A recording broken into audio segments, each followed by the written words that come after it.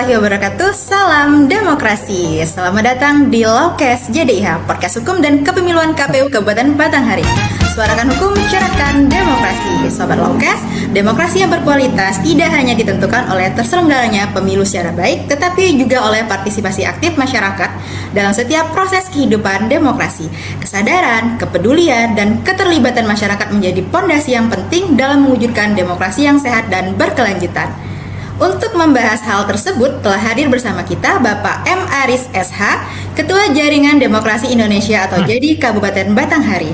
Selamat datang di Lawkes JDIH, Pak. Selamat datang. Baik. Assalamualaikum warahmatullahi wabarakatuh. Waalaikumsalam warahmatullahi wabarakatuh. Terima kasih Bapak Aris telah berkenan hadir pada Lawkes JDIH.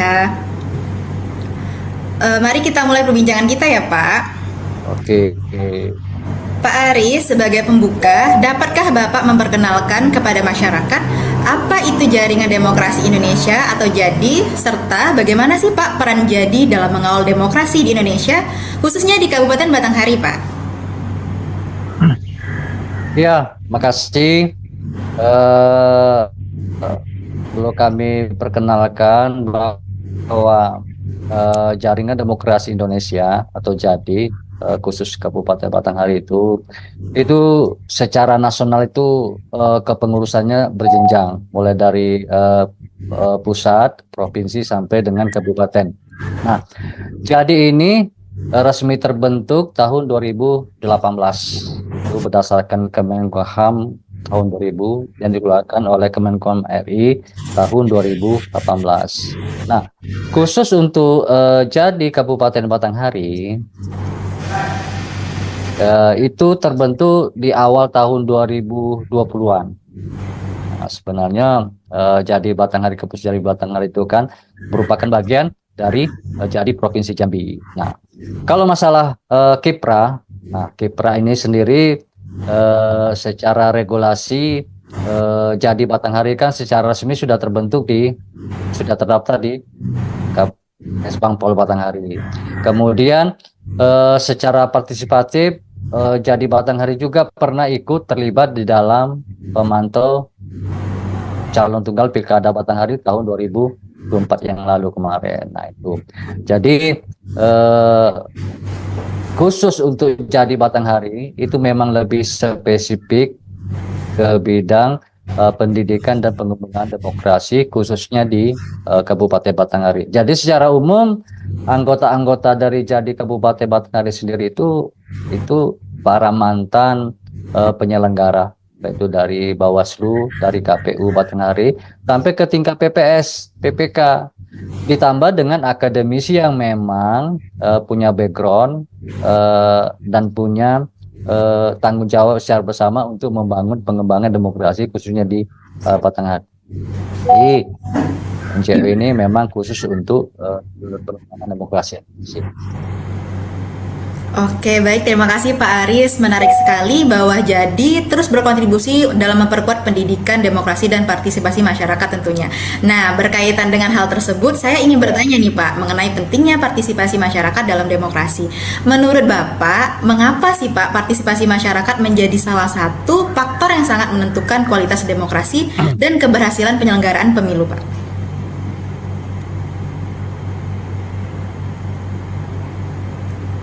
Ya, memang partisipasi masyarakat itu sangat penting karena tugas penyelenggaraan pemilu atau pemilihan pilkada itu tidak hanya semata-mata menjadi tanggung jawab dari penyelenggara, itu baik dari KPU atau KPP, tapi memang tanggung jawab semua elemen. Jadi salah satu elemen masyarakat tuh yang ikut terlibat langsung, yang terlibat langsung adalah lembaga-lembaga NGO yang punya kontribusi terhadap pendidikan dan pengembangan demokrasi politik khususnya di Batanghari. Salah satunya adalah JADI. Jadi tidak hanya JADI, tapi semua lembaga termasuk media, masyarakat yang punya konsen untuk pengembangan demokrasi di Batanghari. Jadi kalau itu dilakukan, maka partisipasi masyarakat terhadap eh, pemilu atau pilkada pasti akan meningkat, khususnya untuk partisipasi mata pilih kan pemilih. Nah itu, jadi kata kuncinya bahwa tanggung jawab penyelenggaraan itu untuk meningkatkan partisipasi tidak hanya menjadi tanggung jawab penyelenggara. Jadi semua elemen harus ikut bertanggung jawab, media, LSM, NGO, masyarakat, dan termasuk dari perguruan tinggi sendiri. Baik, menarik sekali ya Pak. Dari penjelasan Bapak, kita dapat memahami bahwa kualitas demokrasi tentunya sangat dipengaruhi oleh partisipasi masyarakat yang sadar dan bertanggung jawab. Namun Pak, di era digital tentu ada tantangan baru yang juga perlu kita hadapi bersama. Nah, saat ini masyarakat sangat mudah memperoleh informasi melalui media sosial. Di sisi lain, kita juga menghadapi tantangan berupa disinformasi, hoax, dan polarisasi. Nah, bagaimana sih Pak pandangan Bapak mengenai tantangan tersebut, serta apa yang dapat dilakukan masyarakat agar tetap menjadi pemilih yang cerdas dan kritis tentunya? Nah, ini yang perlu kita antisipasi dengan kondisi perkembangan digital yang sangat pesat saat ini. Tentunya kan juga tidak terlepas dari berita-berita hoax yang disampaikan oleh pihak-pihak tertentu. Nah, inilah salah satunya peran kerjasama dari penyelenggara, dari semua NGO, semua aparat penegak hukum, semua media juga memang harus terlibat di dalam memfilter setiap informasi yang masuk. Karena informasi yang masuk ke media sosial itu harus dicek kebenaran, apalagi berkaitan menjelang pelaksanaan pemilu atau pemilihan. Pasti banyak berita-berita di media sosial yang bersebaran, baik itu kebanyakan negatifnya daripada positifnya. Nah, negatif itulah yang perlu difilter oleh semua pihak. Nah, oleh karena itu penyelenggara pun juga harus merangkul semua pihak. Tidak hanya harus merangkul jadi, tapi semua elemen, termasuk media.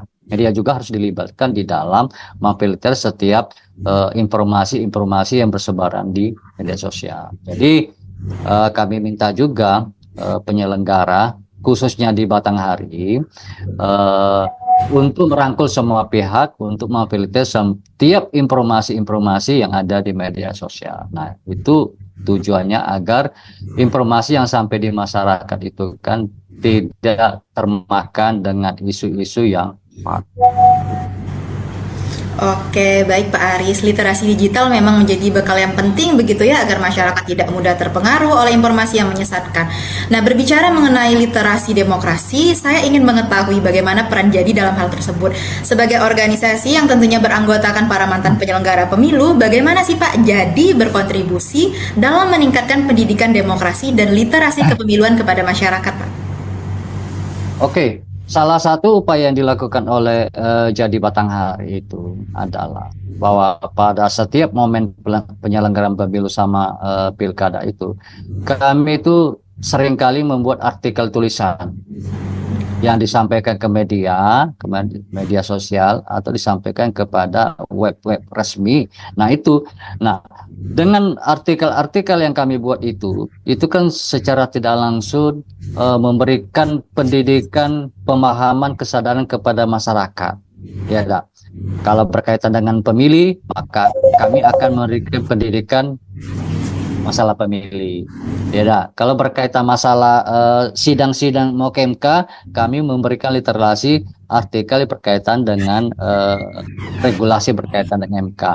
Begitupun seterusnya. Jadi tidak hanya menjadi narasumber dari berbagai kegiatan, tapi juga membuat artikel di berbagai media. Itulah salah satu upaya kami supaya memberikan pendidikan politik, sosialisasi dan kesadaran kepada masyarakat agar memang pelaksanaan pemilu atau pemilihan itu bisa berjalan dengan baik. Oke, baik, menarik sekali sih Pak. Artinya pendidikan demokrasi ternyata merupakan proses yang harus dilakukan secara berkelanjutan dan melibatkan banyak pihak. Nah, salah satu kelompok yang memiliki peran besar dalam proses tersebut tentunya adalah generasi muda. Nah, generasi muda akan menjadi kelompok pemilih terbesar pada pemilu yang akan datang. Apa pesan Bapak kepada generasi muda kita agar tidak hanya menjadi pemilih yang aktif, tetapi juga menjadi warga negara yang peduli terhadap demokrasi, Pak? Ya, khusus untuk generasi muda, jadi memang harus saat inilah khususnya kepada mereka yang mau berusia 17 tahun jelang pemilu nanti 2029 nanti. Memang mereka harus melihat dengan regulasi berkaitan dengan demokrasi kepemiluan. Kalau tidak, nah ini rentan akan berita-berita hoax. Jadi kalau mereka tidak menyaring semua atau belajar tentang regulasi atau memahami tentang regulasi masalah pemilihan atau pilkada itu, maka ini akan rentan akan mendapatkan berita-berita hoax dari media sosial. Oleh karena itu kami berharap juga pihak-pihak yang lain, apakah Bakesbang Pol ataukah lembaga NGO yang berkecimpung di bidang demokrasi, media atau penyelenggara meningkatkan sosialisasi, termasuk Bawaslu juga meningkatkan pengawasan untuk meningkatkan kesadaran pendidikan politik kepada masyarakat. Jadi semua elemen itu harus dilibatkan untuk meningkatkan kesadaran berbangsa dan bernegara, khususnya berdemokrasi, khususnya di wilayah Kabupaten. Baik, terima kasih Pak Aris. Pesan tersebut tentu menjadi motivasi bagi generasi muda agar tidak hanya menggunakan hak pilihnya, tetapi juga ikut menjaga dan merawat demokrasi kita. Sebagai penutup, saya ingin meminta harapan Bapak mengenai masa depan demokrasi Indonesia. Nah, bagaimana sih Pak harapan Bapak terhadap perkembangan demokrasi Indonesia dan partisipasi masyarakat dalam menghadapi pemilu-pemilu yang akan datang? Ya, salah satu harapan kami adalah kami berharap bahwa Indonesia ini punya kompilasi undang-undang pemilu. Jadi tidak hanya undang-undang ini tidak bersebaran di semua undang-undang, semua aturan. Jadi buatlah satu kompilasi aturan. Jadi masyarakat pun juga akan mudah memahami. Tidak membaca di sini aturan terpisah-pisah semuanya kan. Jadi pada intinya kami dari Jadi juga berharap bahwa memang ada kompilasi aturan yang berkaitan dengan pemilu kepemiluan. Yang kedua, jangan terlalu banyak merubah-rubah aturan. Ya, jadi sempurnakan aturan yang ada, jangan dirubah sudah yang ada. Jadi kalau ini terus dilakukan, maka demokrasi kita itu kan tidak akan menuju yang selalu berkualitas karena selalu berubah-ubah. Intinya kami berharap dari Jadi Batanghari agar regulasi aturan pemilu dan pemilihan itu ada kompilasi aturan. Yang kemudian juga aturan juga tidak berubah-ubah karena pesanan. Baik, siap. Terima kasih kepada Bapak Aris selaku Ketua Jaringan Demokrasi Indonesia Kabupaten Batanghari atas wawasan dan pandangan yang sangat berharga pada episode Lawcast JDIH kali ini. Sobat Lawcast, dari perbincangan hari ini kita belajar bahwa demokrasi bukan hanya tentang menggunakan hak pilih pada hari pemungutan suara, tetapi juga tentang bagaimana kita berpartisipasi, meningkatkan literasi demokrasi, serta bersama-sama menjaga nilai-nilai demokrasi dalam kehidupan bermasyarakat, berbangsa, dan bernegara. Saya Ratna Maria Polpi mengucapkan terima kasih kepada seluruh Sobat Lawcast yang telah menyaksikan episode kali ini. Jangan lupa ikuti berbagai informasi hukum dan kepemiluan melalui kanal resmi JDIH KPU Kabupaten Batanghari yang informasinya dapat Anda lihat pada layar berikut.